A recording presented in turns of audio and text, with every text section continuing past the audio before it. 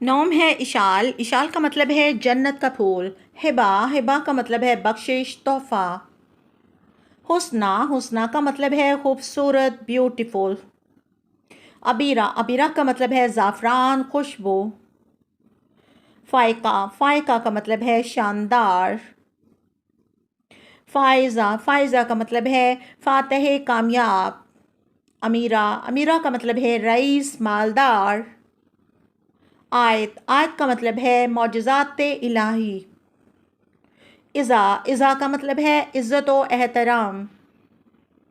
दुरिया, दुरिया का मतलब है शानदार। अदला, अदला का मतलब है इंसाफ और मुसावात। अतिया, अतिया का मतलब है इनाम और बख्शिश।